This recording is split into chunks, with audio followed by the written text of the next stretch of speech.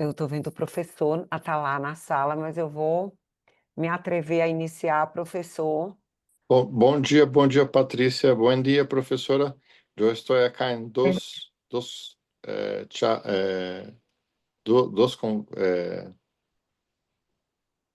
dos reuniões ao mesmo tempo, pero estou acá a escuchar.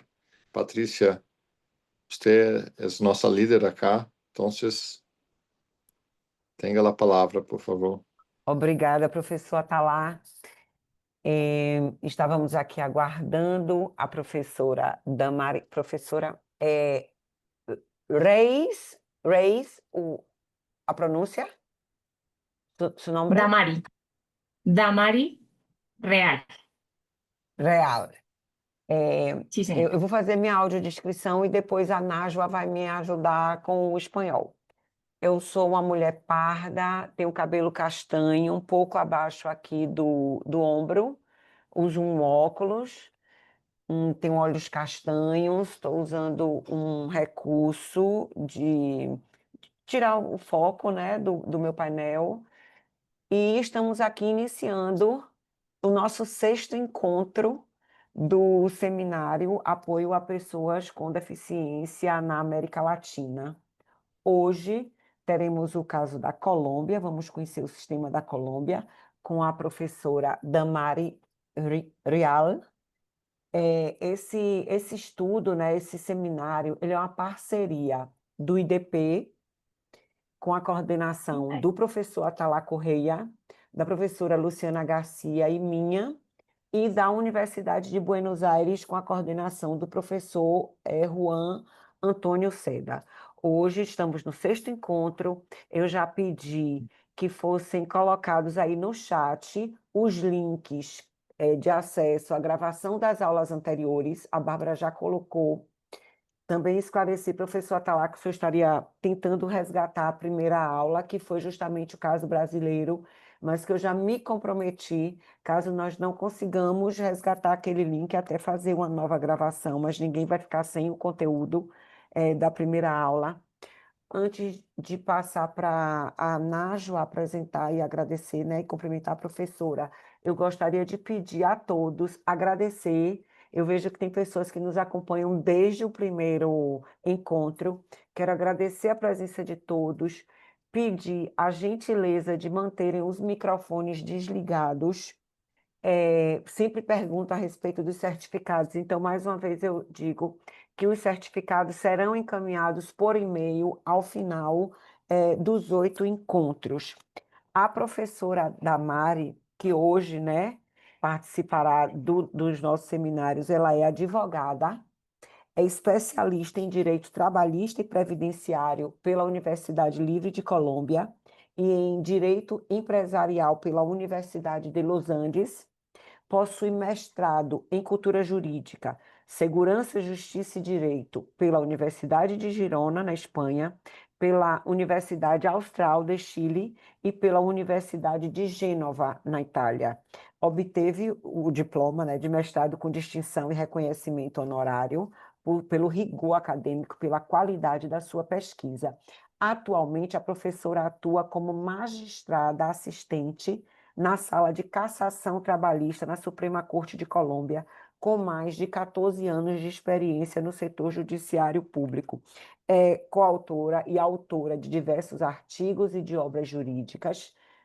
Nós já colocamos o currículo, né, um currículo resumido da professora Damari, a quem eu agradeço a presença, e vou passar para a Nájua ajudar aqui agora, né, nessa comunicação com a professora Damari, porque eu ainda não me garanto no espanhol.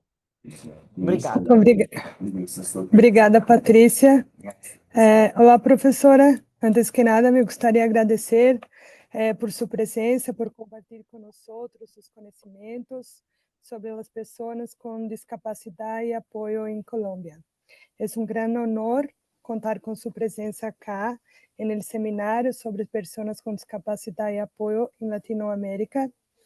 Agradecemos profundamente que haya compartido seus conhecimentos, suas experiências que sin duda enriquecerán las discusiones y contribuirán al fortalecimiento de las prácticas inclusivas en nuestra región. Me gustaría pedir disculpas por mi español, pero espero que tenga comprendido. Me gustaría de darte la palabra para comenzar a tu palestra y compartir con nosotros todas sus experiencias, conocimientos y enriquecer nuestro debate sobre este asunto tan importante. Patricia Enagua, no, muchas gracias. Más bien me disculpo yo por no poder hablar portugués. Intentaré ir despacio para hacerme comprender, pero entendí perfecto. Me disculpo de antemano por los problemas de conexión que tuve al inicio y no empezar pues a la hora que teníamos dispuesta. Pero bueno, ya estando acá, demos inicio. Muy buenos días a todos. Es para mí un honor dirigirme a ustedes en este espacio internacional de reflexión sobre el artículo 12 de la Convención de los Derechos de las Personas con Discapacidad. Quiero iniciar agradeciendo al Instituto Brasileño de Enseñanza, Desarrollo e Investigación, IDP, y a la Facultad de Derecho de la Universidad de Buenos Aires, de la cual actualmente soy alumna, por esta invitación que me permite compartir con ustedes parte de mi trabajo profesional y académico. Le agradezco de manera especial nuevamente a Patricia por facilitar la realización del encuentro, al doctor Juan Seda por incluirme en esta conferencia internacional. Y bueno, lo que vamos a abordar el día de hoy es cómo Colombia transitó de presumir la incapacidad de las personas con discapacidad intelectual o psicosocial a presumir una capacidad jurídica plena y a reconocer el derecho a recibir apoyos conforme al artículo 12 de la Convención. Debo decirles que este cambio no es solamente jurídico, es un cambio también cultural, institucional y ético, y nos exige repensar la autonomía, la igualdad ante la ley y la dignidad de las personas con discapacidad. Comencemos entonces por el pasado para entender el presente. Lo primero es que antes de la convención, Colombia atravesaba un sistema de interdicción absoluto. Esta interdicción era declarada a través de una sentencia judicial con base en diagnósticos como demencia, retardo mental. Ya por los términos entendemos más o menos cómo operaba en Colombia. A las personas con discapacidad mental las representaba un guardador, quien asumía el cuidado personal, la administración de los bienes, la representación legal y la rendición de cuentas. Importa rescatar de este antiguo sistema el lenguaje histórico que ilustraba un reduccionismo extremo.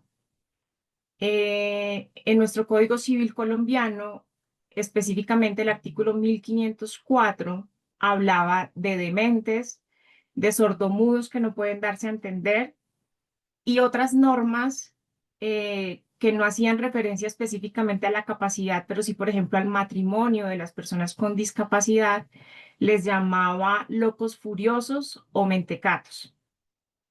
No era solamente un tema léxico.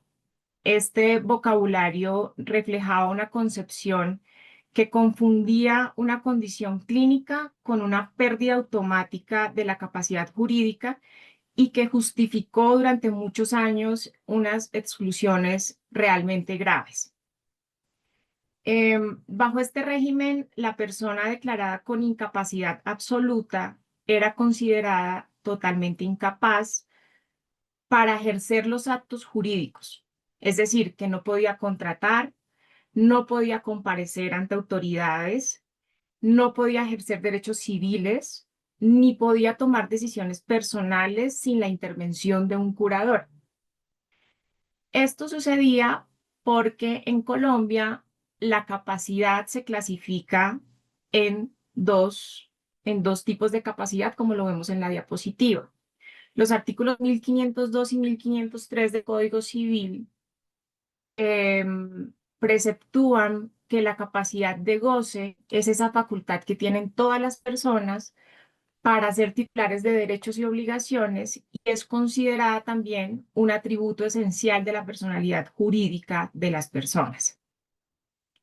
Por su parte, la capacidad de ejercicio o la capacidad legal, que es esa habilidad que la ley le reconoce a las personas para obligarse por sí mismas y para contraer obligaciones y asimismo realizar actos jurídicos sin la autorización de otra persona. En Colombia, en principio, toda persona mayor de 18 años es considerada capaz con ambas formas de capacidad. Sin embargo, antes de la Convención de los Derechos de las Personas con Discapacidad, existían unas excepciones que estaban vinculadas a la edad, pero también a la condición de salud. De esta manera, se consideraban incapaces absolutos conforme al artículo 15 de la Ley 1306 del 2009, las personas con discapacidad mental absoluta que eran declaradas interdictas.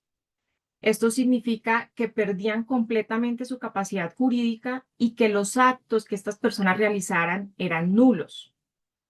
Es decir, que no tenían un efecto jurídico en el derecho. En estos casos, el guardador ejercía una representación plena y exclusiva de todo aquello que hacía la persona con discapacidad. El sistema también consagraba a unas personas que eran incapaces relativas. Estas personas incapaces relativas son las personas con discapacidad mental relativa y los menores adultos que tienen entre 14 o 18 años. Estas personas podían obligarse, pero solamente con autorización de un consejero o de un representante legal. Y en estos casos, ciertos actos eran nulos de forma relativa, específicamente aquellos que ejercían. Este régimen fue presentado durante mucho tiempo como un mecanismo de protección, pero en realidad funcionaba en la práctica como un sistema de exclusión jurídica. Perdón, un segundo. Aquí la siguiente diapositiva. En este régimen se asociaba la discapacidad con incompetencia y dependía en realidad simplemente de la calificación que se le daba a las personas con discapacidad, pero sin tener una evaluación individualizada ni un reconocimiento de un grado funcional de capacidad. Es decir, que este modelo era binario, o se era capaz o se era interdicto, y se borraba totalmente la trayectoria y también las preferencias de las personas. En la práctica, esto reforzó unas barreras legales e institucionales porque notarías, fondos de administradoras de pensiones, bancos y múltiples entidades públicas y privadas exigían la interdicción para permitir actos jurídicos, aun cuando la ley no lo ordenaba. Veamos en la siguiente tabla las principales diferencias del antiguo sistema y del actual sistema que está regido por la Ley 1996 del 2019. Las dejo para que ustedes las vean, por tiempo no las voy a leer, pero principalmente las características es que ya Colombia no se rige por un modelo en el que invisibiliza completamente a las personas con discapacidad, sino que se rige por un modelo que permite los apoyos y que permite que las personas con discapacidad puedan autodeterminarse, es decir, que tienen capacidad jurídica plena.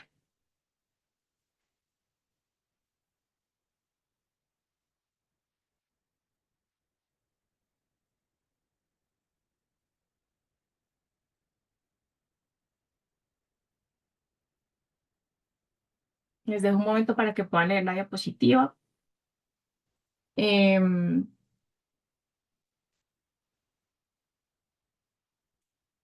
Frente a este modelo de interdicción, debo decirles que se mantuvo incluso después de que se adoptó la Convención de las Personas, de los Derechos de las Personas con Discapacidad, que Colombia aprobó mediante la Ley 1346 del 2009.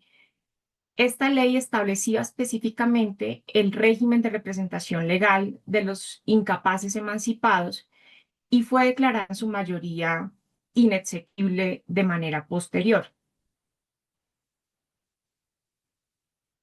Dado que mi audiencia es internacional, me voy a permitir explicarles brevemente cómo opera en Colombia el bloque de constitucionalidad.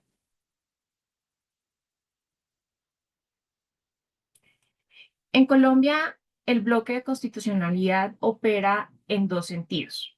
Uno es el sentido estricto, del cual hacen parte los tratados internacionales de derechos humanos, que por su naturaleza tienen un rango constitucional y que prevalecen frente a las leyes internas que les sean contrarias.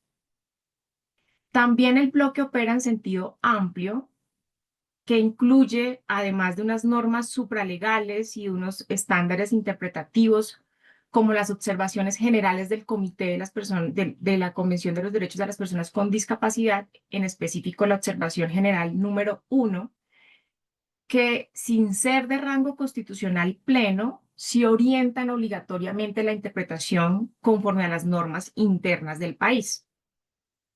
En mi país, la Corte Constitucional ha referido que no todos los tratados forman parte del bloque, porque solo aquellos que reconocen derechos humanos y cuya limitación está prohibida, incluso en estados de excepción, integran el bloque en sentido estricto.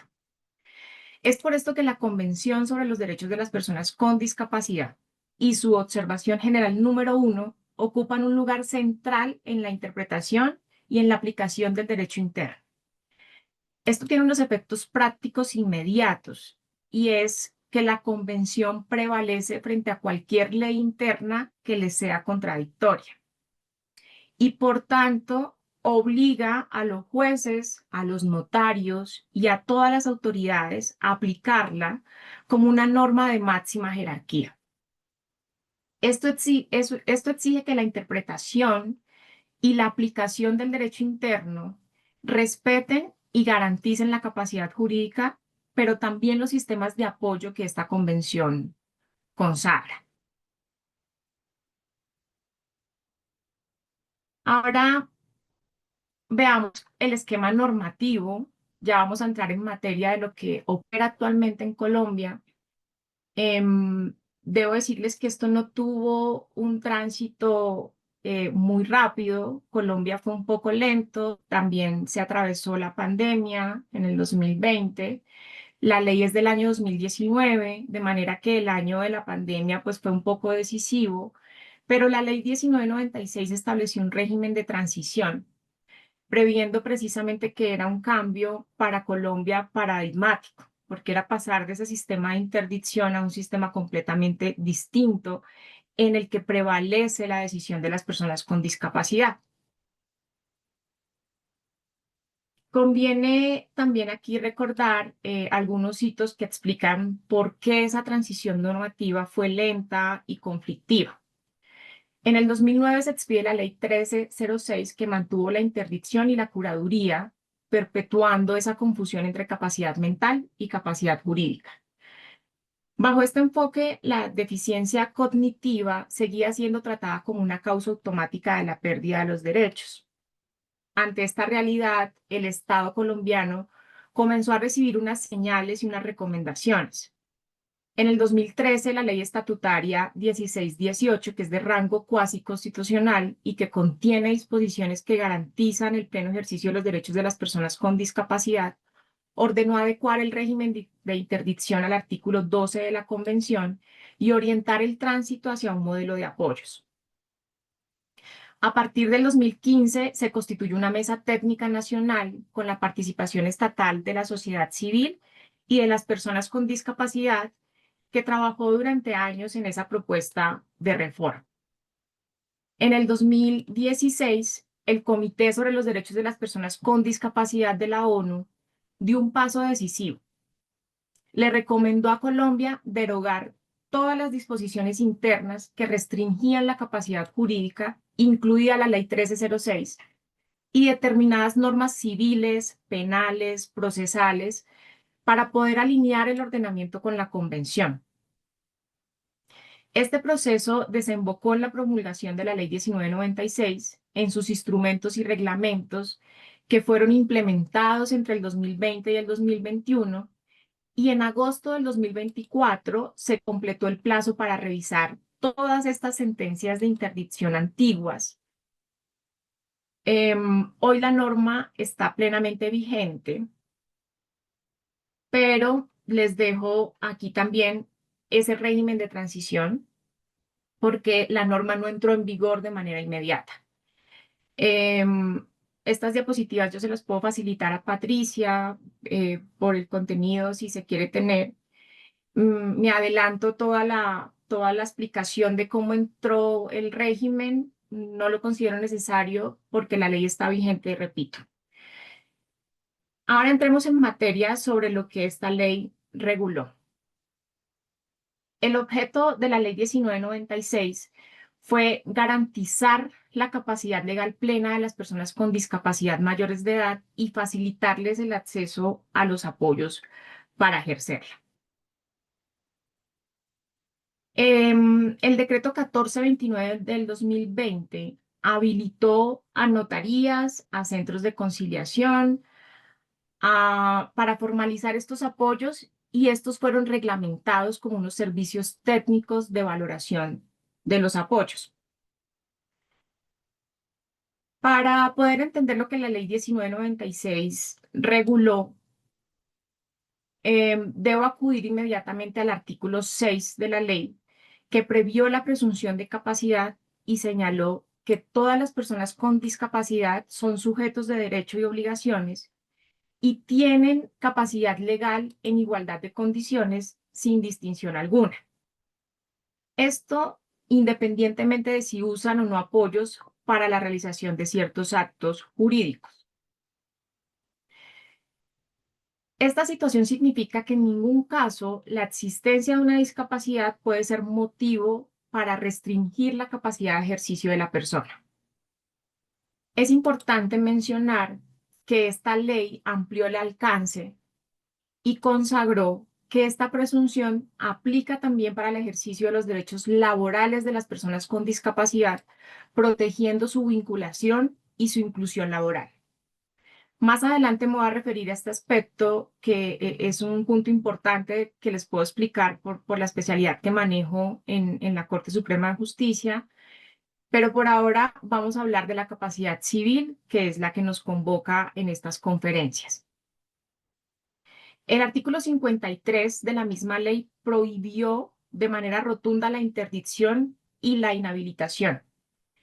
Estos artículos fueron declarados exequibles por la Corte Constitucional mediante sentencia C-025 del 2021, al considerar que el reconocimiento de la capacidad legal de las personas en situación de discapacidad mayores de edad y el establecimiento de apoyos para que puedan expresarse válidamente resultaban acordes con el modelo social que fue incorporado en el ordenamiento constitucional, y la Corte misma dijo que estas personas eran dueños de sus planes de vida porque se les reconoce una autonomía para participar en igualdad de condiciones en la sociedad a través de la realización de actos jurídicos.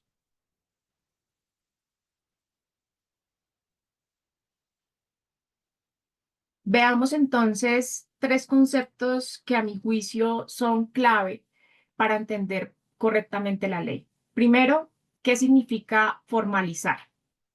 Segundo, ¿qué se entiende por un apoyo? Y tercero, ¿qué es un acto jurídico? Estas nociones constituyen la base para comprender el modelo que introduce la Ley 1996, que se sustenta en unos principios rectores importantes, como la dignidad, que es inherente a la persona con discapacidad, la accesibilidad, que hace referencia a la eliminación de barreras físicas, comunicativas y actitudinales, y la autonomía, que es entendida como el derecho a tomar decisiones propias, incluido el derecho a equivocarse, que esto es muy importante con la ley 1996. La independencia y el libre desarrollo de la personalidad y la celeridad que conlleva el derecho a acceder a unos apoyos sin dilaciones injustificadas. Entonces, ¿qué significa formalizar? Formalizar es dar reconocimiento jurídico a un acuerdo de apoyos o a una directiva anticipada a través de los mecanismos que establece la ley 1996. ¿Qué significa esto? En la práctica, la formalización implica radicar la solicitud ante consultorios jurídicos, que son servicios universitarios que ofrecen una asesoría legal gratuita y en muchos casos funcionan como centros de conciliación para ayudar a formalizar acuerdos. También se formalizan apoyos ante los centros de conciliación privados autorizados, que son espacios extrajudiciales para resolver y formalizar los acuerdos. También ante notarías, que son oficinas públicas o privadas donde se otorgan escrituras y se da la fe pública de ciertos actos jurídicos.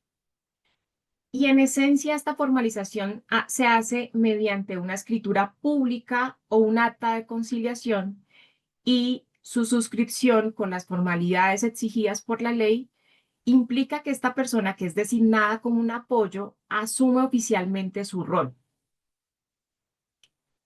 La ley prevé que cuando el acto jurídico involucra un bien sujeto a registro, es decir, un inmueble, como un ejemplo, puede anotarse expresamente, o debe más bien anotarse expresamente, que fue realizado con un apoyo, esto para efectos de publicidad frente a terceros.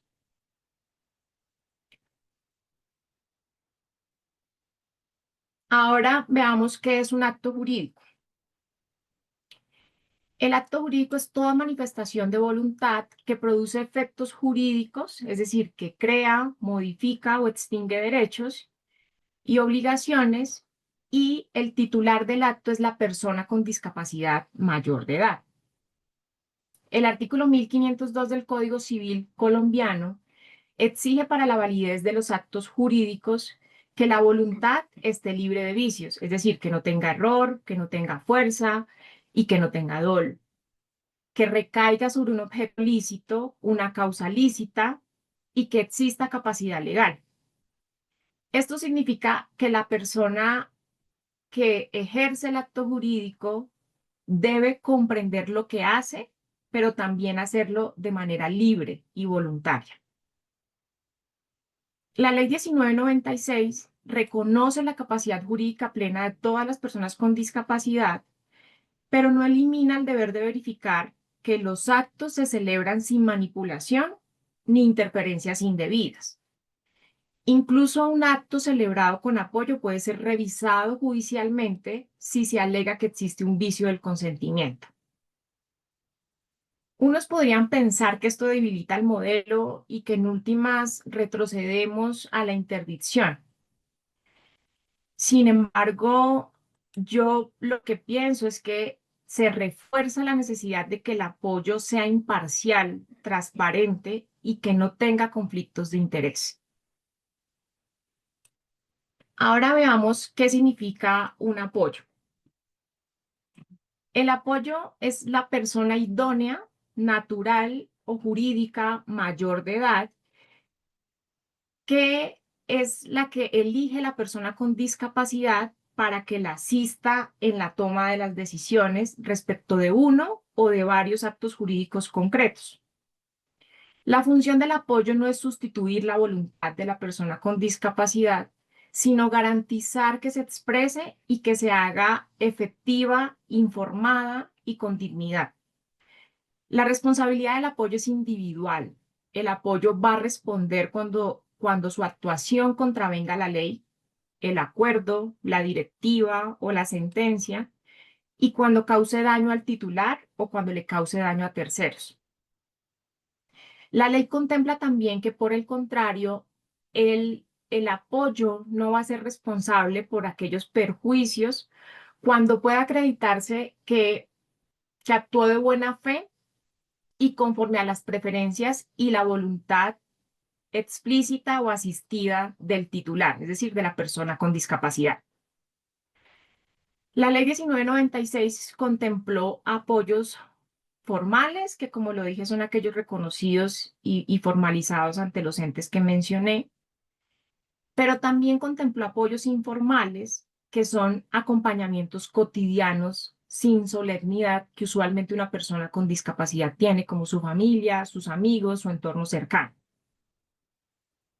En todos los casos, es decir, tanto en los apoyos formales como informales, debe quedar claro que para el acto jurídico para el cual el apoyo está designado, y debe quedar claro también cuáles son sus límites, porque el apoyo no puede representarlo en absolutamente todas las actividades de su vida, sino simplemente en aquel que se designa mediante el mecanismo que se haya formalizado. Ahora, ¿cómo se determinan estos apoyos? Esto puede ocurrir de dos maneras. Puede ocurrir por declaración expresa de la propia persona, es decir, que la persona con discapacidad solicita y define la necesidad del apoyo, y puede ocurrir mediante la valoración técnica de apoyos e interdisciplinaria que identifica el tipo, la intensidad y los ámbitos en que se requiere el apoyo. Entonces, cuando asumimos o cuando se asume que el cargo lo tiene, que el apoyo asumió ese cargo de apoyo. En los acuerdos de apoyo o en una directiva anticipada, la persona asume el apoyo en el momento en que lo suscribe y se finalizan todas las formalidades que contempla la ley. Cuando el apoyo es designado por un juez, como por ejemplo en la adjudicación judicial, la posesión se efectúa ante ese juez que lo designa. La ley también contempla quién no puede ser apoyo y prevé que no pueden desempeñar ese rol quienes tengan un conflicto de interés, quienes tengan litigios pendientes con la persona titular o quienes hubieran sido expresamente rechazados por esta. Estas prohibiciones buscan prevenir aprovechamientos indebidos y proteger la lealtad plena del apoyo hacia la persona con discapacidad. Por ende, el apoyo tiene unas obligaciones que la ley contempla y son respetar siempre la voluntad y las preferencias de la persona con discapacidad, actuar con diligencia, con buena fe, con honestidad, mantener la confidencialidad y la relación de confianza, e informar al juez o al titular sobre cualquier circunstancia que justifique, modifique o termine el apoyo. En resumen, la norma prioriza la autonomía, la decisión de la propia persona y solamente admite apoyos cuando son necesarios, individualizados y sujetos a unos límites y controles. Ahora veamos cuáles son esos mecanismos de apoyo, porque la ley 1996 no se limitó solamente a proclamar un principio. Instituyó unos instrumentos jurídicos para llevarlo a la práctica y para materializar esa presunción de capacidad y proteger la autonomía de las personas con discapacidad en el ejercicio de sus actos. En ese marco, la ley contempló 3 mecanismos de apoyo: los acuerdos de apoyo, las directivas anticipadas y la designación judicial de apoyos. Veamos el primero. Yo pues daré unas características muy sui generis, porque si me extiendo, me excedo en el tiempo que me han dado. Entonces lo que voy a hacer es dar las características principales de cada mecanismo. Frente a los acuerdos de apoyo, el acuerdo de apoyo es aquel por medio del cual una persona mayor de edad formaliza la designación de las personas naturales o jurídicas que le van a asistir en la toma de decisiones respecto de uno o de más actos jurídicos determinados. El principio rector que atraviesa el régimen de la Ley 1996 es cristalino. El acuerdo de apoyo no es un simple documento formal. es más bien una garantía jurídica destinada para respetar y hacer operativas a voluntad de la persona. Por eso la ley fija un límite temporal, es decir, los apoyos no son para siempre, la naturaleza no es permanente, porque la ley reconoce que las personas cambiamos de parecer. Lo que pensamos hoy no es lo mismo que pensamos mañana, y por esa razón los acuerdos de apoyo tienen un tiempo limitado de 5 años. La ley también garantiza el derecho a revocar o a modificar los acuerdos, de manera que vencido el término procede su renovación o la modificación conforme a lo que disponga la persona titular del acto. La ley también contempla que los acuerdos de apoyo deben formalizarse mediante escritura pública ante los centros que les mencioné. Y es importante también referir específicamente respecto de las notarías que la Corte Constitucional en sentencia C052 del 2021 declaró exequible el articulado que contempló a las notarías, pero al mismo tiempo advirtió sobre los límites y las responsabilidades que le impone a los notarios en relación con su función pública de dar fe. La función pública de dar fe que implica para las personas con discapacidad brindar ajustes razonables en cada momento en que se vaya a suscribir el mecanismo de apoyo.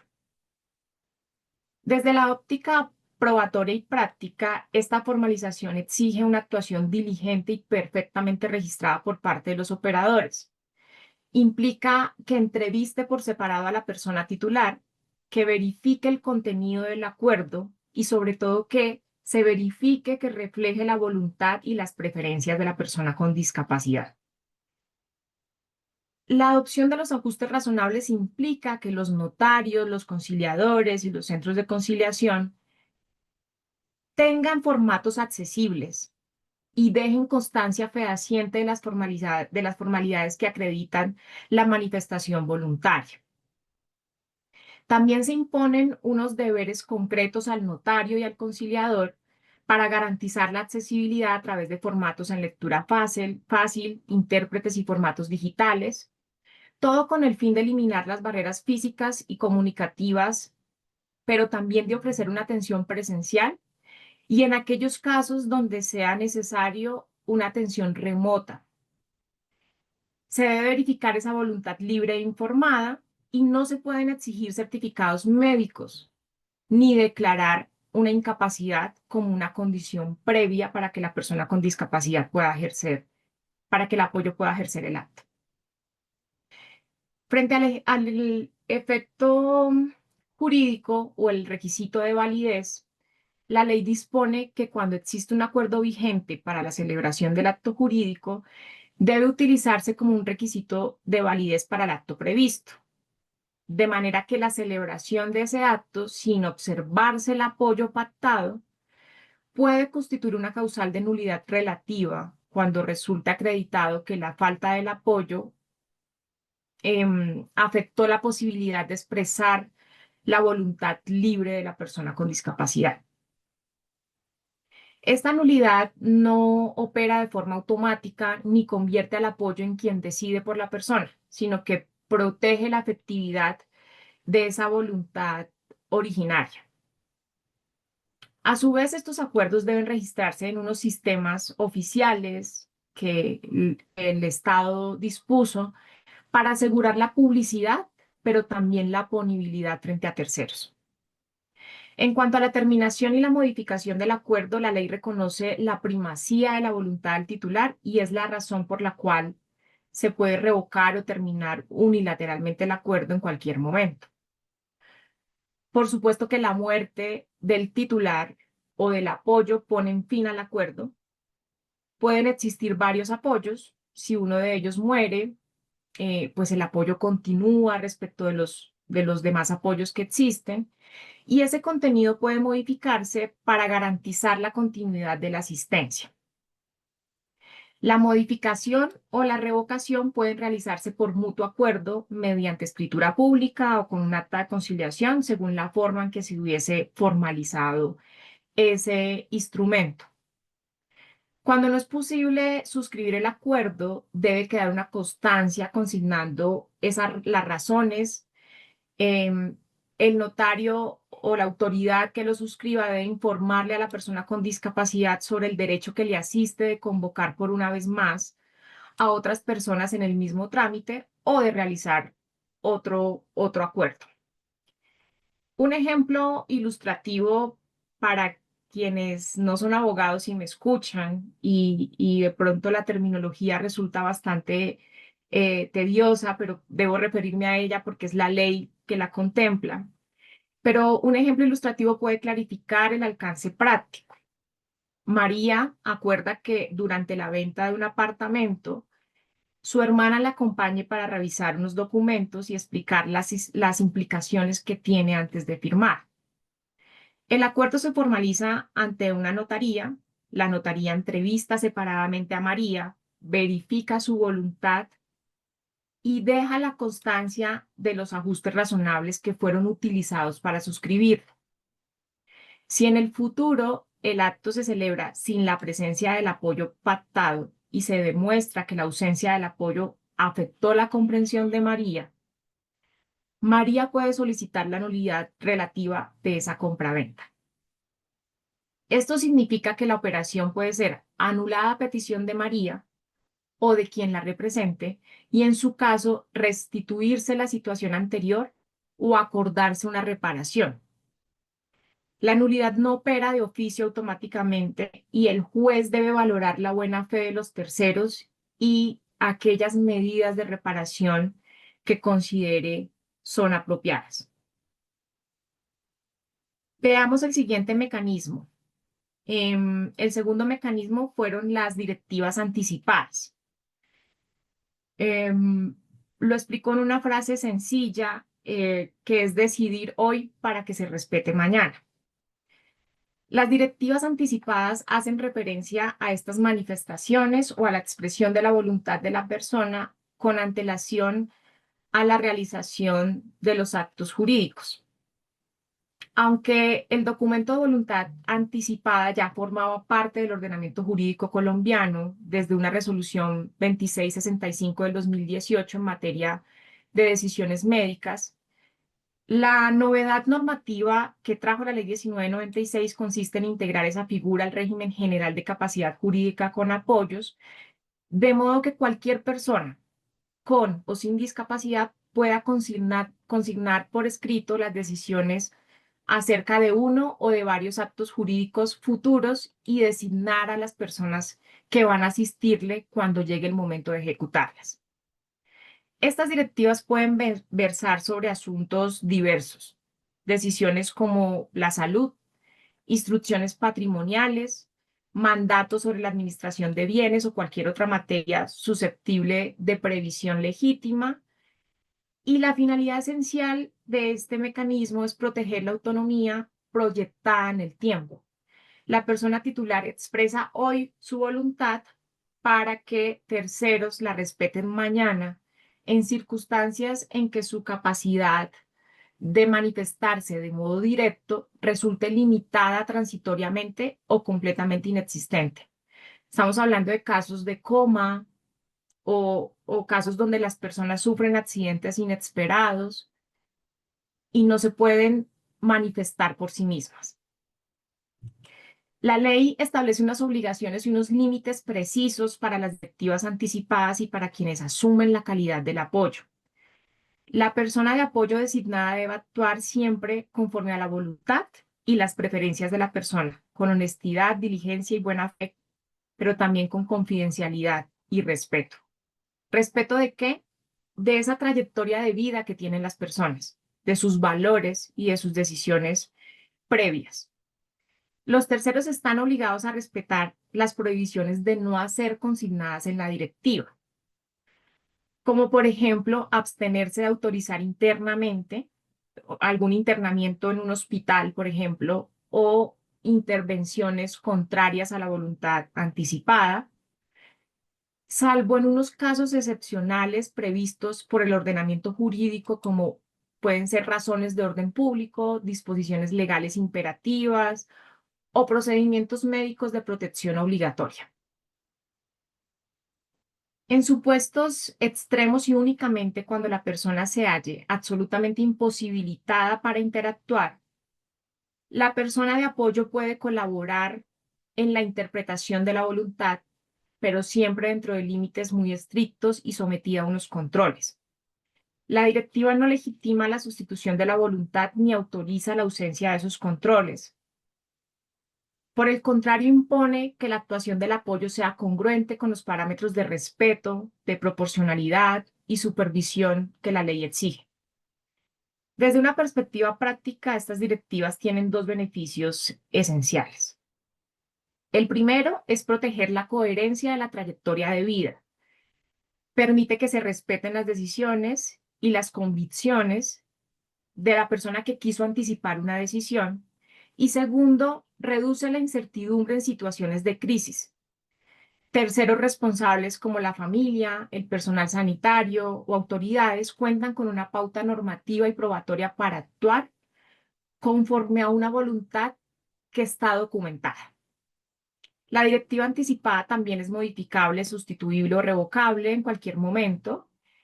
No obstante, la ley admite una medida excepcional, que es la cláusula de voluntad perenne.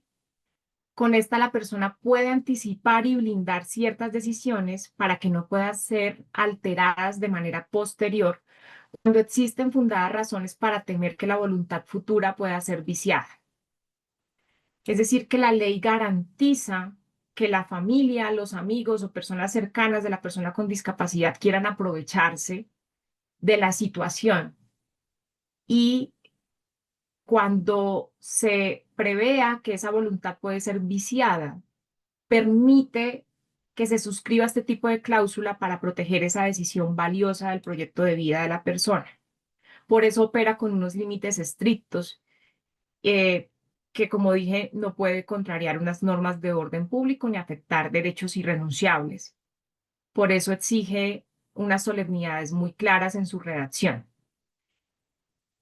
En la práctica, esta verificación privada de la autenticidad o la asesoría tiene unos procedimientos que evitan esas manipulaciones.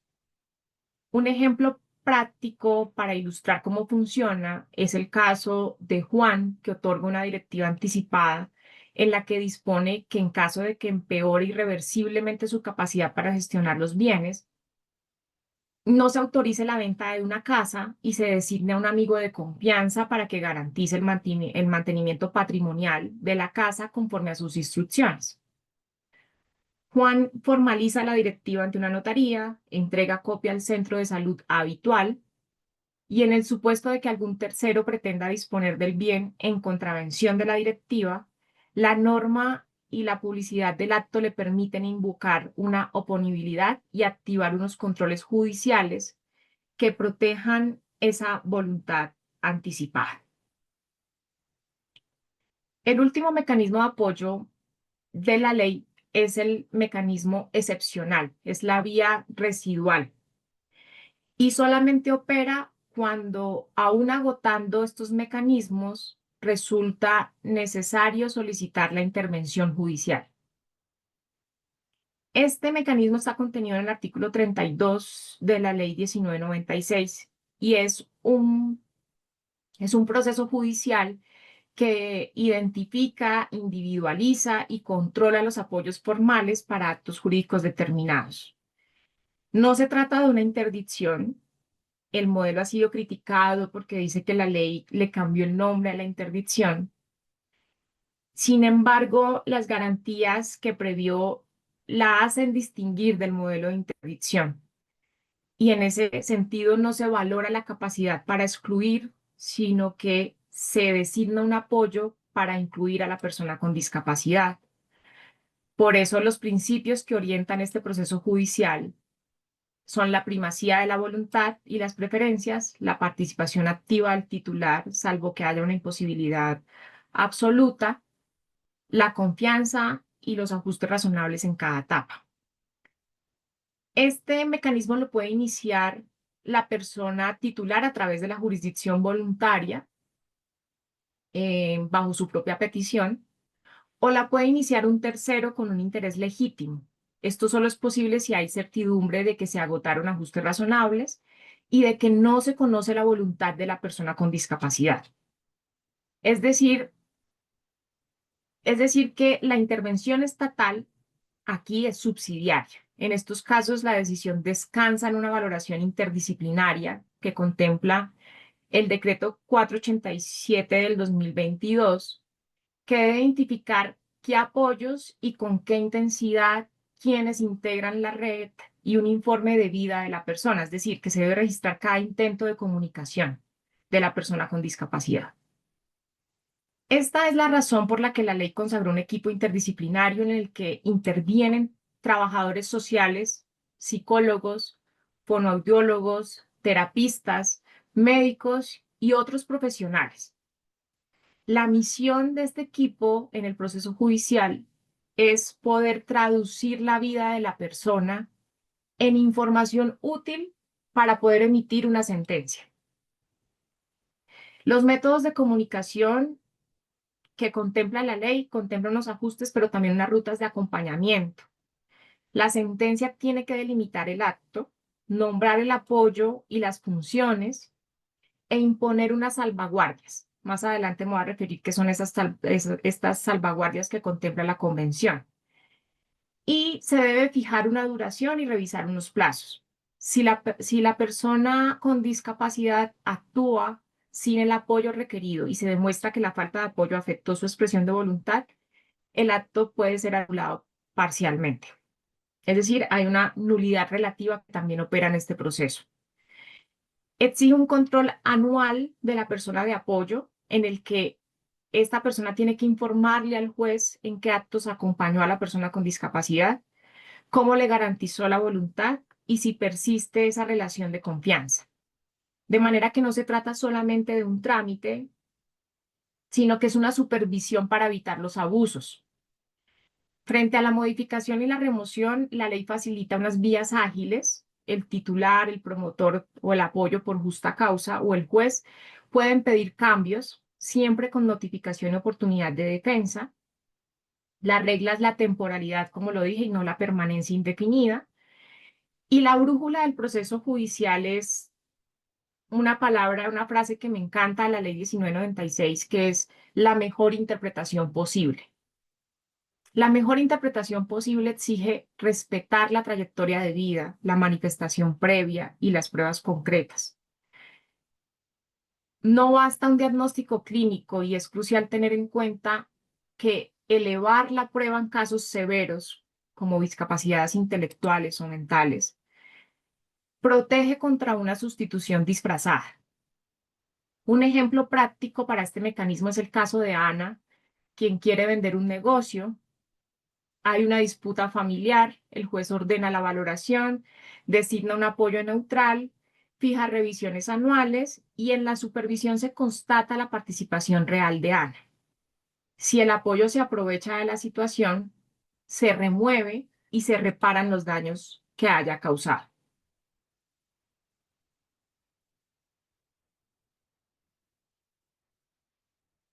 Veamos un poco el concepto de las salvaguardias, que la contempla también la Convención.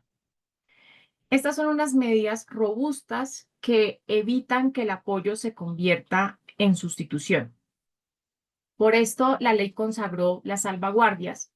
El estándar internacional consagrado en el artículo 12 de la Convención exige reconocer la capacidad jurídica y simultáneamente asegurar unas salvaguardias efectivas para impedir los abusos y garantizar esa primacía de la voluntad. En la práctica son controles que garantizan que el apoyo proteja la voluntad de la persona y no la reemplace, se aplican solo cuando son necesarias, deben ser proporcionales e imparciales e incluyen unas pruebas rigurosas como la supervisión judicial y los mecanismos para corregir abusos cuando se presenten.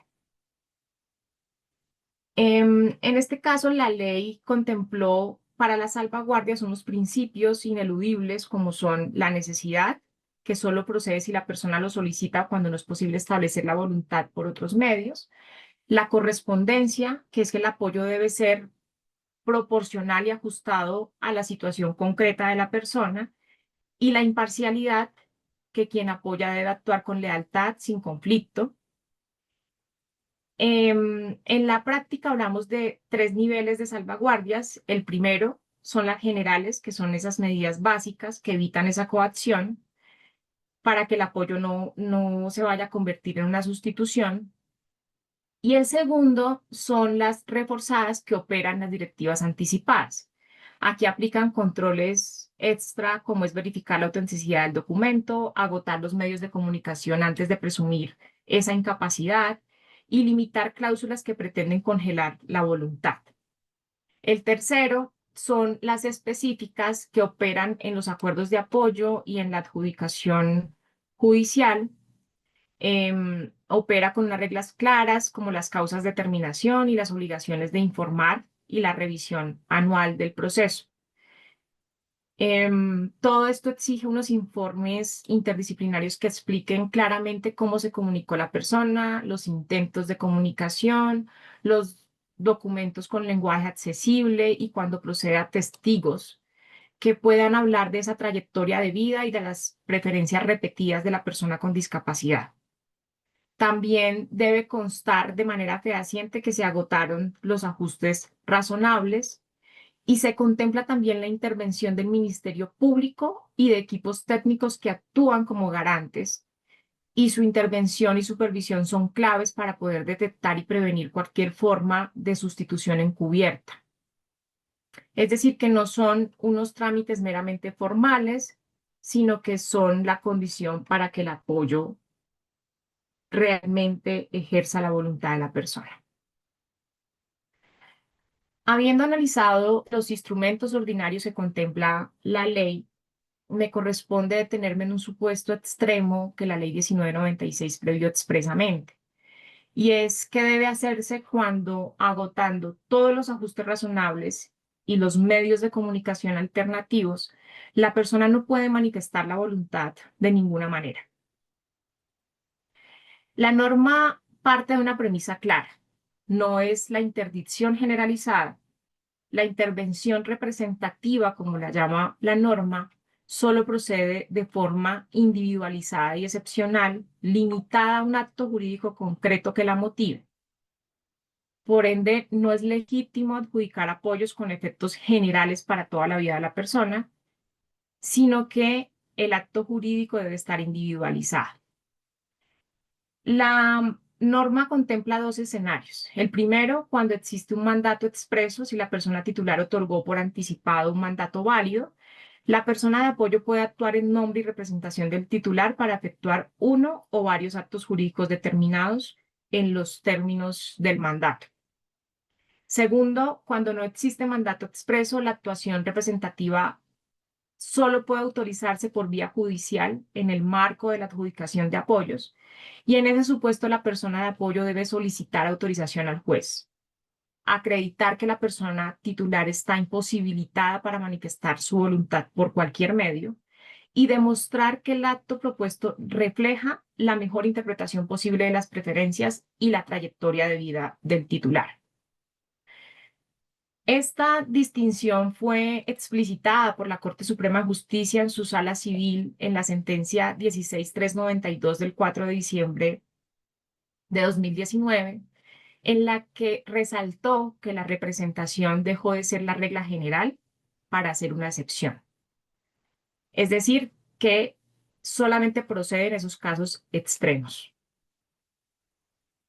Es cierto que existen algunas voces a nivel internacional y académico que cuestionan si la presunción de capacidad y la técnica de la mejor interpretación posible son suficientes cuando la discapacidad es congénita y la persona nunca logró expresar de forma convencional la voluntad. Esta objeción es legítima y obliga a una mayor prudencia. Sin embargo, la práctica interdisciplinaria muestra que incluso en esos estados más severos pueden encontrarse huellas fiables de voluntad, decisiones repetidas gestos comunicativos y registros de hábitos y preferencias de la persona con discapacidad. Se puede entender cuándo la persona dice sí y cuándo dice no. Se puede entender con salvaguardias sólidas y esa trayectoria debe orientar la decisión y no puede ceder ante la pobreza, el desconocimiento, la ignorancia o la presión social e incluso los prejuicios que dicen que las personas con discapacidad no pueden decidir por sí mismas. Respetar esa reconstrucción es en esencia respetar su dignidad.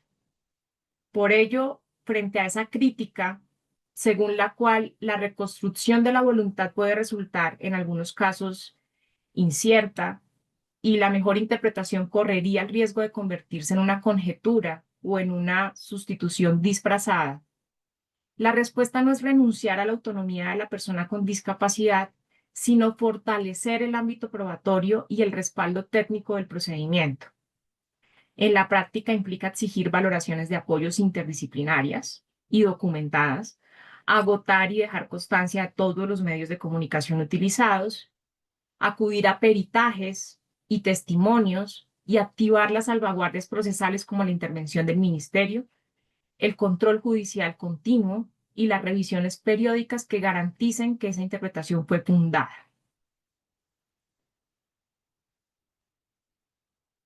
La mejor interpretación posible consagrada en el artículo 4.3 exige a los jueces y a los equipos técnicos considerar la historia personal, los valores, las creencias, las costumbres familiares y la participación comunitaria que rodea a la persona con discapacidad.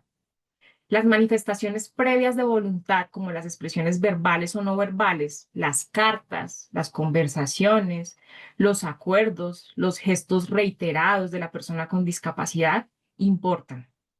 Las preferencias registradas en otros contextos, como unas decisiones análogas, elecciones médicas previas, por ejemplo, hábitos financieros o rutinas cotidianas de la persona, nos dicen qué quiere la persona con discapacidad. Por eso, la reconstrucción no es un acto técnico neutro ni una autorización para decisiones absolutas. Es el proceso más bien interpretativo, temporal, orientado a preservar su dignidad y los derechos fundamentales, incluso en casos de incapacidad grave. La ley exige esa máxima fidelidad posible a la voluntad del titular y activar las salvaguardias. Finalmente, como les dije, me iba a referir a un tema sobre la capacidad jurídica en el contexto laboral, porque la ley 1996 consagró una presunción de capacidad general, pero la amplió a un aspecto muy importante de las personas con discapacidad, que es el empleo. El empleo como la dignidad propia de una persona con discapacidad y de todas las personas. Sin empleo, tal vez no nos sentimos dignos. Por eso, el empleo y la discapacidad me parecen dos temas profundamente humanos que generan una tensión entre la autonomía y la protección que hoy divide en la práctica las altas cortes de mi país. En un extremo está la Sala de Casación Laboral de la Corte Suprema, de la cual hago parte. Su línea es clara respecto de la conciliación, la renuncia y la transacción en el ámbito del empleo para las personas con discapacidad. En Colombia, conforme al artículo 53 de la Constitución y el artículo 15 del Código Sustantivo del Trabajo, la conciliación y la transacción son mecanismos válidos siempre que no recaiga sobre derechos inciertos y discutibles. Para la Corte Suprema, la Ley 1996 consagra esta presunción en el artículo 6, que incluye ese ejercicio de los derechos laborales de las personas con discapacidad y protege su vinculación y su inclusión laboral. La Corte Suprema parte de la premisa de que las personas con discapacidad pueden autodeterminarse porque son iguales a los demás trabajadores, quienes también pueden negociar la terminación de sus contratos de trabajo. La Corte Suprema le da prevalencia a esa primacía de la voluntad, y esto implica que el carácter de cierto e indiscutible de un derecho laboral surge del cumplimiento de los supuestos de hecho o de las condiciones que la norma exige, Y en otras palabras, esto significa que el derecho es cierto cuando no hay duda sobre los hechos que le dan origen y cuando existe certeza de que no hay algún elemento que impida su exigibilidad. Es decir, que para la Corte Suprema las personas pueden conciliar, las personas con discapacidad pueden conciliar y transar siempre que no se verifiquen vicios en su consentimiento y pueden terminar libremente sus contratos de trabajo a través de negociaciones de mutuo acuerdo, transacciones o conciliaciones. En el otro extremo está la Corte Constitucional, que ha adoptado una postura un poco más cautelosa y proteccionista.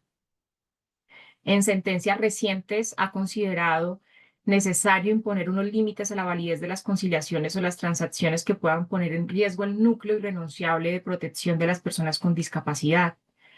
En la sentencia 111 del 2025, el tribunal sostuvo que las personas amparadas por el Fuero de Salud no pueden suscribir acuerdos para terminar relaciones laborales al considerar que se trataba de derechos irrenunciables en el marco del derecho del trabajo.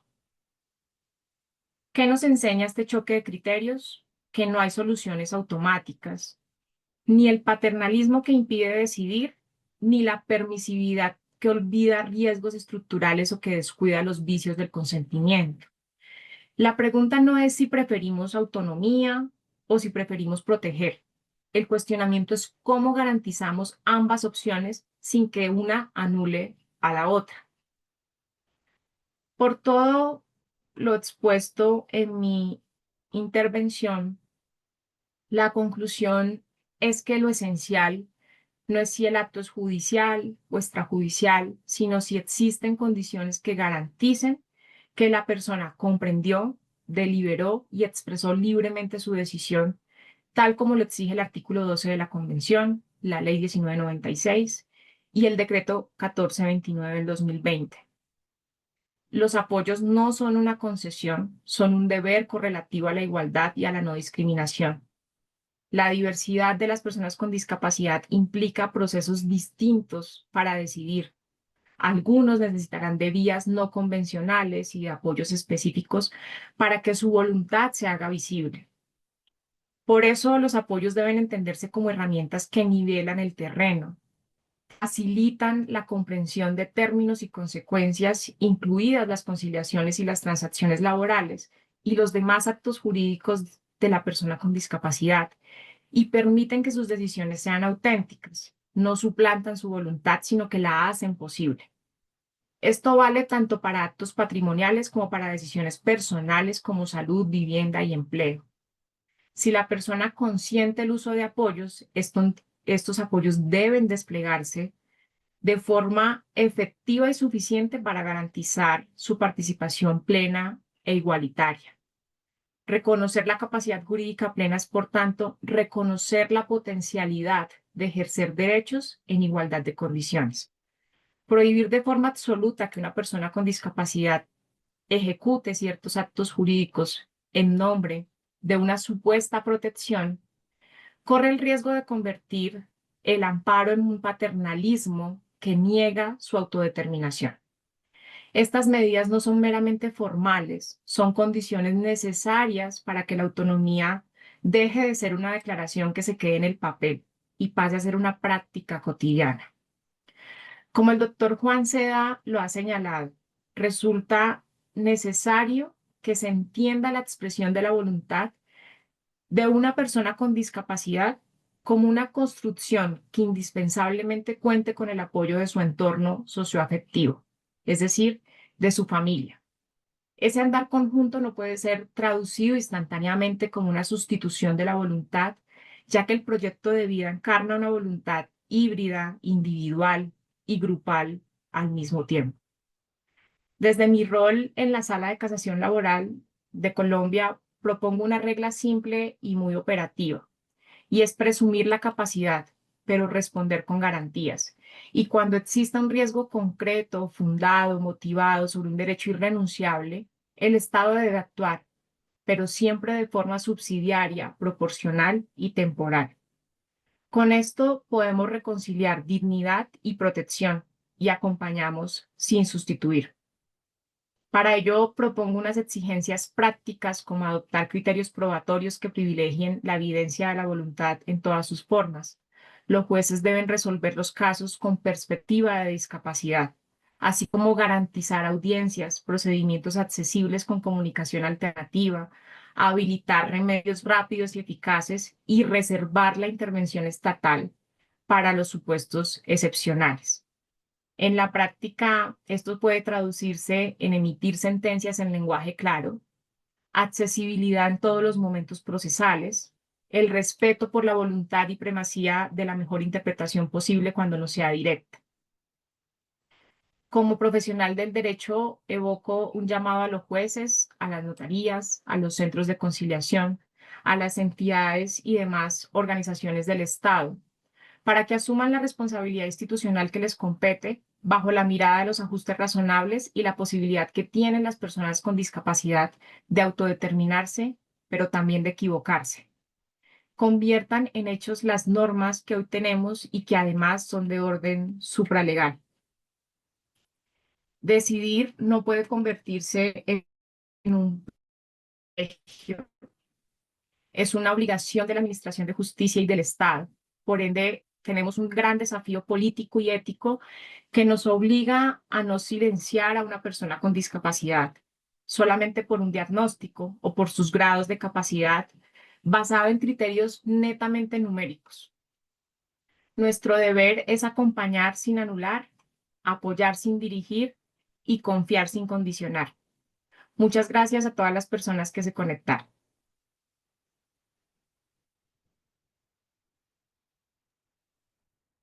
Muchas gracias, profesora. Excelente, Gracias. Gracias, gracias Patricia, muy amables. excelente. Muchas gracias. Y Muchas gracias. muy clara, didáctica, aunque el tema contiene muchos detalles. En- Primeiro, muitas palmas, né? Aqui no Brasil falamos aplausos. Eu queria permitir primeiro, se as pessoas têm perguntas, eu tenho algumas perguntas. Apesar dessa clareza e da densidade, né, que já foi a aula, eu vejo aqui a professora Alejandra Lorenzo, que esteve conosco semana passada, não, semana retrasada, já esteve aqui conosco também, se manifestando. Então, eu vou permitir franquear a palavra para quem tiver perguntas e deixar a minha para depois, pode ser? Compreende, Damari? Algo, Patricia, sí, no sé si de pronto lo podemos escribir al chat y yo, pues si no entiendo completamente aunque le entendía Nahua, no sé si lo pronuncié bien, pero yo te entendí perfecto lo que me dijiste. Eu posso colocar assim no chat, mas primeiro eu queria ver se mais alguém tem perguntas, né? Outras pessoas podem ter perguntas. Eu coloquei as minhas aqui. Eu vejo que a Nilma levantou a mão. Ya, sí, lo estoy leyendo. Dice, el acuerdo de apoyo se declara exequible mediante sentencia. ¿En qué consiste ese proceso? Bueno, no. La asequibilidad a la que me referí en algunos aspectos y que es la que hace, por decirlo en términos sencillos, la Corte Constitucional en mi país, que es el Tribunal Supremo que tiene a su cargo la guarda de los derechos fundamentales. Esa asequibilidad opera respecto de las normas que se profieren. La Corte Constitucional hace un pronunciamiento en el que refiere que una norma es totalmente acorde a los derechos de las personas, pero también al ordenamiento. Y cuando la Corte Constitucional dice que algo es exequible, es porque no contraviene ni el orden público ni los derechos fundamentales. Entonces, cuando Colombia adopta la Convención sobre los Derechos de las Personas con Discapacidad, que además es un tratado internacional, y la integra al bloque, la aprueba mediante una ley y esa ley es declarada exequible por la Corte Constitucional, es decir, que la Corte Constitucional hace un doble control y dice, esto está acorde al ordenamiento y a los derechos fundamentales y van en correlación con el ordenamiento jurídico que nos converge. No significa que avale como tal los mecanismos de apoyo. Los mecanismos de apoyo los avalan los centros de conciliación, las notarías y aquellas entidades autorizadas que la ley contempló. No sé si me di a entender frente al proceso de manera pues sencilla. Entendi. Obrigada, professora. Gracias. Y la segunda pregunta es, ¿cómo se prueba la voluntad del individuo en caso de una medida representativa excepcional? Bueno, la voluntad del individuo allí se prueba a través de las salvaguardias y los mecanismos que la ley contempló. La guía para poder comprobar esa voluntad es precisamente esa voluntad representativa previa de la persona con discapacidad. Es algo así como pensando en una discapacidad intelectual tal vez no tan severa, donde una persona a través de gestos puede darse a entender y aprende a decir cuando le ofrecen algún tipo de comida sí o no. Y ya su entorno socioafectivo determina cómo entender qué dijo sí o no. Esa guía de la voluntad hace que en ciertos momentos en que la persona no puede pronunciar palabras o que incluso no puede hacer ningún movimiento, guían la voluntad de la persona.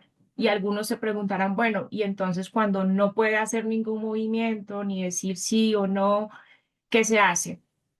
Bueno, en esos momentos la ley lo que dice es acudan al entorno cercano familiar.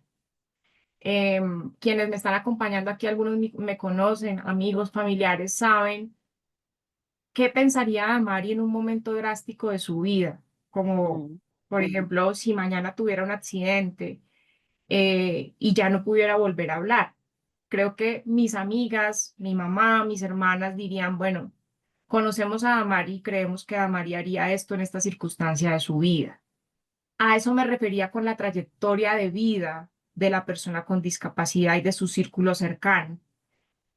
Esa trayectoria de vida es la que va a hablar por la persona y esa es la voluntad que se va a tener en esas medidas extremas, medidas representativas. Pero adicional, dentro del proceso judicial hay un grupo interdisciplinario de psicólogos, médicos, que si se necesita de un dictamen para poder entender lo máximo posible la voluntad de la persona, se agota. Es decir, que la ley trató de ir a absolutamente todos los mecanismos para poder comprender a la persona con discapacidad sin pasar por alto sus decisiones.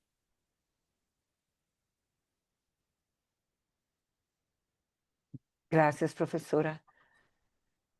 Professora Muchas Alejandra gracias. Lorenzo tem uma pergunta. Hola, sí. Bueno, en primer lugar, estoy sorprendida por el avance del sistema colombiano. Lo estuve estudiando en profundidad hace un tiempo. Indudablemente está mucho más avanzado que el nuestro en muchos aspectos. Pero mi pregunta también viene un poco de la mano con esto que tú acabas de mencionar. ¿Se recurre a la familia para digamos, recomponer esa trayectoria de vida? ¿Qué pasa cuando yo creo entender o me manifiesto según una creencia que no es la de la persona? Es decir, porque por más familia que sea, yo puedo tener, tú lo planteaste en el área personal, pero yo estoy disponiendo de bienes, tú planteaste que también había decisiones anticipadas en temas patrimoniales y ahí es cuando los conflictos me parece surgen y hay opiniones distintas. ¿Cómo se resuelve un poco ese apoyo? Porque yo presupongo que la historia de vida en determinados aspectos familiares pueden ser algo, pero en lo patrimonial quizás no. No sé si me llegaste a entenderlo, a dónde voy el punto. Los temas familiares Sí. son los que menos preocupan, pero uno sabe que cuando yo quiero o una persona con cierta discapacidad que aparte tiene dificultades en el habla, quiere disponer patrimonialmente, eso se cuestiona. Así es. Entendido, Alejandra, y sí, creo que es una de las principales críticas que tiene el modelo colombiano, que al final no logra suplir completamente esas necesidades y puntualmente lo que consagraba la ley de interdicción era precisamente garantizar que la persona con discapacidad eh, no se gastara su patrimonio, por decirlo así, porque creo que en el fondo también hay una creencia implícita de que la persona con discapacidad se va a equivocar o que va Como a ser un todos. negocio.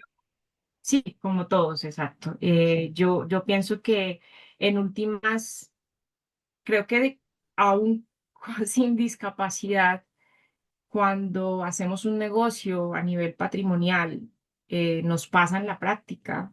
Compramos una casa que no era la que realmente vimos en apariencia que funcionaba y tiene una serie de vicios ocultos y dicen, uy, la Mari compró esa casa que no funcionó y se le va a caer mañana. Es decir, ni siquiera sin discapacidad yo puedo prevenir que patrimonialmente me equivoque. Pero la garantía que creo tiene la ley para prevenir en el máximo posible este tipo de situaciones y sobre todo a nivel patrimonial, pues es precisamente que la persona con discapacidad pueda escoger el apoyo que mejor le convenga a su vida personal, pero también negocial, y que ese apoyo pueda decidir de la mejor manera posible. Y ahí es cuando dicen, bueno, pero en últimas otra persona está decidiendo por la persona con discapacidad. Sí, la diferencia es que la ley de interdicción no consagraba mecanismos de vigilancia para las personas que ejercían como curadores.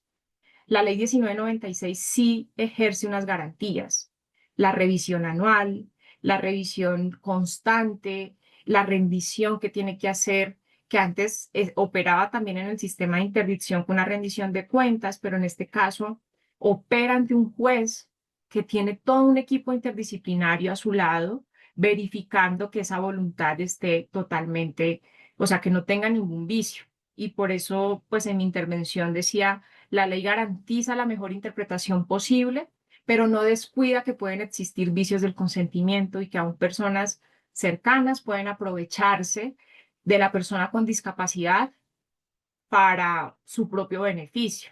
La ley no lo desconoce, pero trata de garantizarlo en la mejor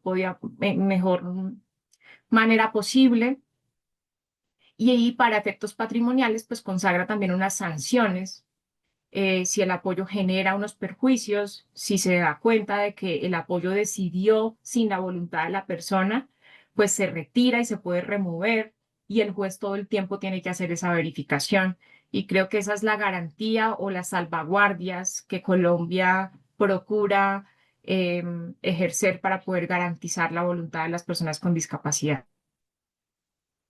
Me parece perfecto, digo, en el plano teórico creo que funciona muy bien y todos sabemos que es así. A ver, no es una crítica a lo que pusiste, no pretendo esto, pero ¿qué pasa cuando ese equipo interdisciplinario que está formado por psicólogos y pediatras, ¿no? Que tú dijiste es este interdisciplinario que supuestamente está garantizando, tiene otros patrones o funciona bajo otros paradigmas, no es la palabra que me gusta usar, que no respetan igualmente la voluntad? Es decir, pueden ser sustituidos, voy al caso práctico, ¿no? Estoy con un equipo interdisciplinario, tú dijiste que se trata de no ir al modelo médico, respetar la dignidad, pero yo sigo insistiendo que quiero disponer de un patrimonio y el equipo interdisciplinario me dice otra cosa, sigue con otros parámetros. ¿Cómo se congenia en la práctica ese conflicto? Sí, en la práctica es difícil porque, de hecho, como juez lo observo siempre, al momento incluso de tomar una decisión judicial, siempre va a existir un prejuicio en la persona que emite un concepto o que emite una decisión. Y los prejuicios y los arquetipos vienen formados incluso por temas familiares y de costumbres que todas las personas tenemos a nuestro alrededor.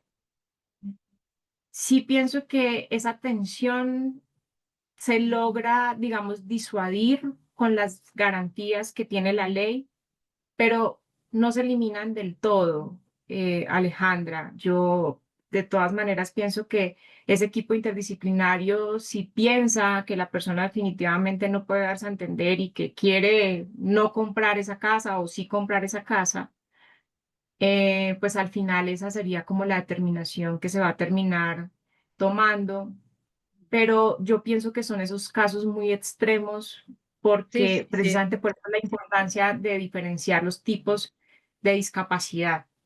Y claramente las discapacidades intelectuales y psicosociales son las más difíciles, precisamente por esa identificación.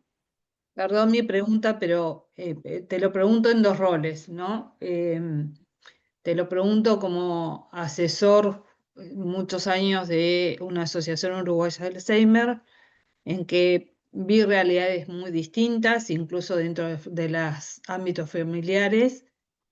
Los ámbitos académicos son otros, y también como y parte integrante, como con familiar de alguien con discapacidad. Entonces, tengo estas tres miradas que bueno, quizás a veces se me confunden, pero bueno, es verdad que indudablemente el ordenamiento colombiano da muchas más garantías, o por lo menos por lo que tú expones, está mucho más avanzado que otros en la práctica, me parece. No deja solamente la ley, sino que va mucho más, o por lo menos se está aplicando. Esa es la sensación que me quedó de tu exposición. No Sí, quiero no es para. un sistema perfecto, por decirlo así, tiene sus falencias y en la práctica la lucha contra los prejuicios va, sobre todo en temas de discapacidad, va a perdurar siempre. Yo creo que aquí viene el papel de jueces y de autoridades de una concientización profunda sobre la discapacidad, porque también hay mucho desconocimiento. Y en un país como el nuestro, con pobreza, se llega a casos extremos. Antes de la ley 1996 había muchos casos de esterilización forzada de personas con discapacidad intelectual, porque hay un pensamiento profundo de las personas en general que piensa que las personas con discapacidad no pueden ni deben tener hijos, por ejemplo. Sí, Ese fue fue uno de los puntos que toqué en la ponencia, sí, sí. Bien, no sé, estoy llena de preguntas, pero me gustaría oír las de otros compañeros. Gracias, Alejandra.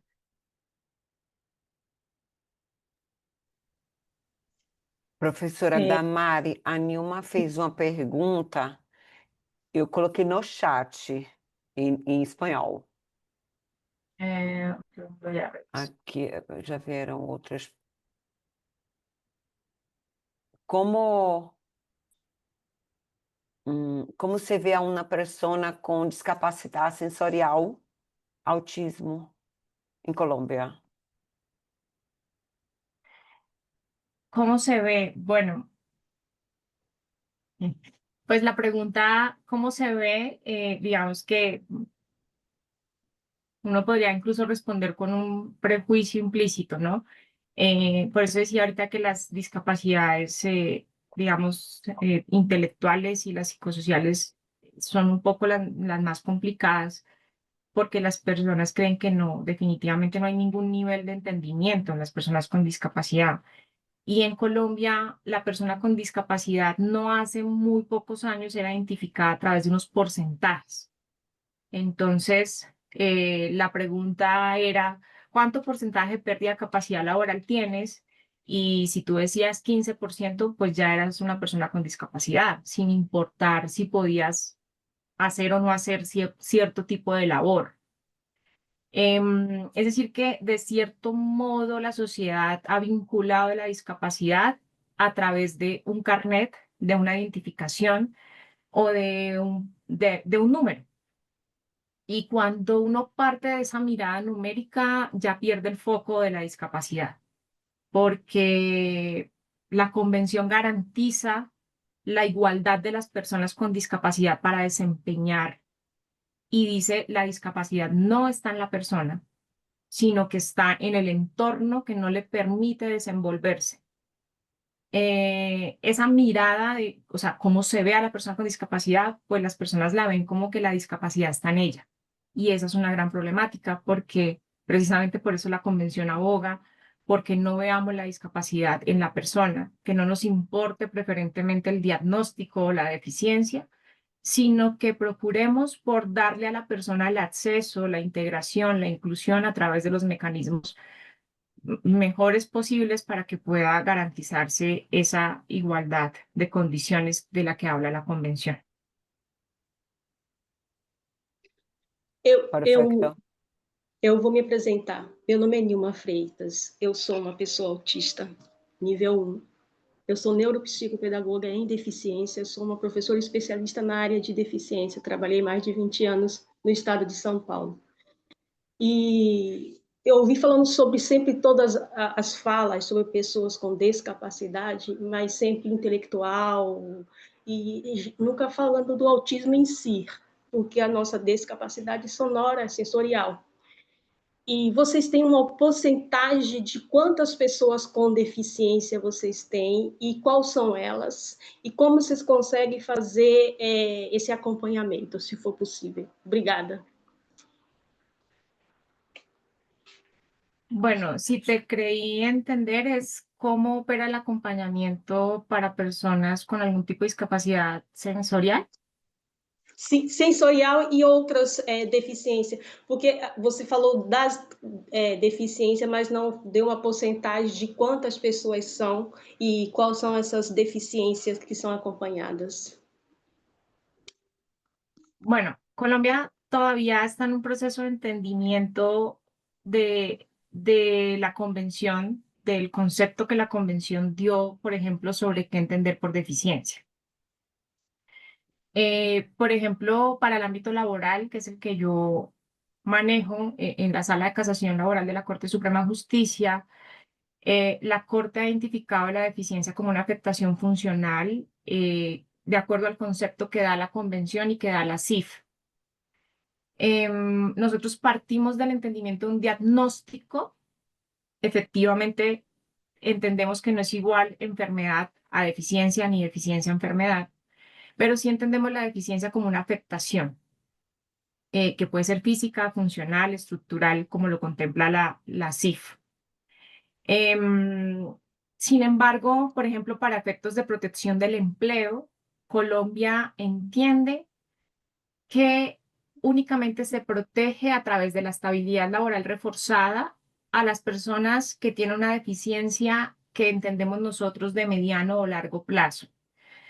Para poner un ejemplo práctico, una simple gripa no se protege por la estabilidad laboral reforzada, porque la Corte entiende que con una gripa yo puedo trabajar, puedo ejercer mi función en igualdad con los demás compañeros. Como la convención lo que trata de evitar lo que trata de eliminar o mitigar son las barreras. Nosotros no nos centramos tanto en la deficiencia, pero sí entendemos que la deficiencia tiene una afectación funcional, que esa afectación funcional puede ser transitoria, pero también puede ser permanente, y que en la medida que sea permanente o que sea que genere una afectación real, pues va a tener necesariamente la persona que enfrentar barreras en el entorno. Tratamos de identificar las deficiencias de acuerdo a la CIF para por lo menos entender de qué se trata, si es física, si es de qué tipo. Y bajo ese entendimiento, la Corte Suprema se aparta de esos estados transitorios. Pero, por ejemplo, la Corte Constitucional sí protege esos estados transitorios, como una gripa, como algún estado que de manera, aunque sea de corto plazo, pueda generar esa afectación funcional. Aquí no hay médicos, actuamos como jueces y desde esa perspectiva podríamos decir que podemos equivocarnos en darle protección a alguien que sí o que no. Sin embargo, yo mencioné al final una palabra que aplicamos mucho, sobre todo en la Corte Suprema, y es la perspectiva de discapacidad. Que yo, juez, pueda hacer un análisis probatorio de la historia clínica para poder entender probatoriamente que hay unos criterios orientadores que me permiten identificar esa deficiencia a partir de un diagnóstico médico que está en la historia clínica y que nosotros como jueces podemos leer y valorar. Y a partir de eso, entender que esa persona, si tiene esa deficiencia, que puede ser de mediano o largo plazo, porque además Colombia trajo la convención que dice que son deficiencias de largo plazo, incluyen las deficiencias de largo plazo, y nosotros mediante la ley estatutaria del 2013 lo ampliamos el margen de protección a las deficiencias de mediano plazo, entendiendo que pueden haber un tipo de deficiencia que aunque no sea permanente, de manera no tan corta, pero sí extendida un poco en el tiempo, puede generar una afectación funcional y puede generar, por supuesto, que al interactuar la persona tenga enfrente unas barreras en el entorno.